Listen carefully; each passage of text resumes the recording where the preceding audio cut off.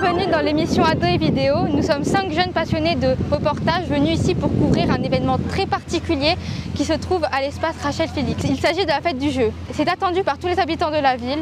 On peut y trouver plusieurs zones comptant de nombreuses activités. Il y en a pour tous les âges et pour tous les goûts.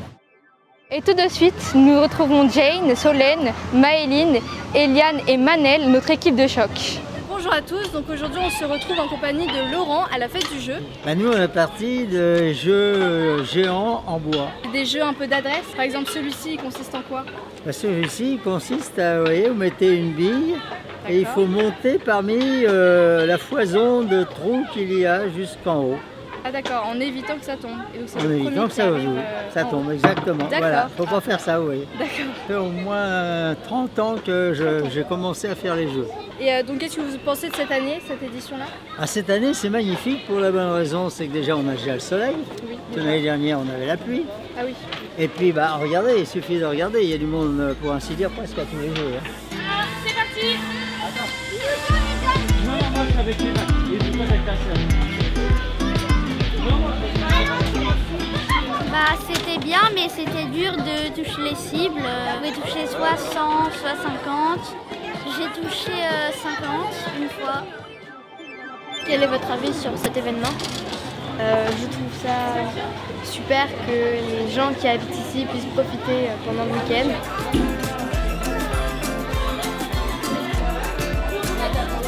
La dernière, un petit peu motivée.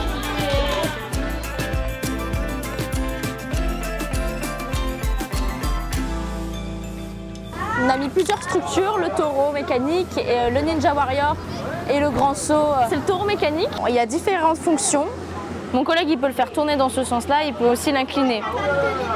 Et combiner les deux fait qu'il est assez compliqué de rester plus de 10 ou 30 secondes selon les personnes. Il y a un moniteur en fait, une petite console. Alors franchement, j'en ai fait beaucoup des événements de ce type-là depuis 1 an et demi que je suis dans la boîte, organisés par des mairies ou des associations dans des villes et des villages. Et franchement, très bon événement, très bien organisé. Pour tous les âges surtout, je vois, il y a plein de trucs différents, d'animations, sportifs, non sportifs, ludiques, même pour les tout petits, et ça c'est assez rare. Et c'est très bien indiqué, il y a des panneaux, il y a des fanions, il y a de la déco. Non, franchement, je suis très étonnée par ce type d'événement, c'est très bien. L'activité, ça paraît facile, mais c'est sûr que là, quand on est dessus, c'est plus dur.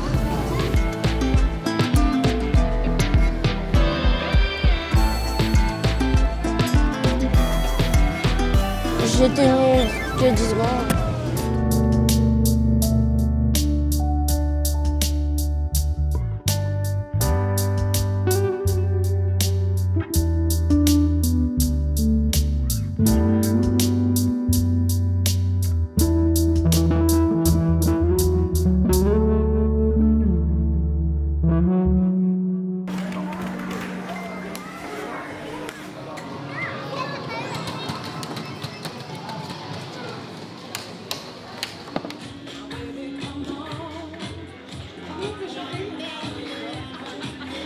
Parce que j'aime bien tous les jeux et comme en plus c'est un long week-end, ça va être bien de sortir et de changer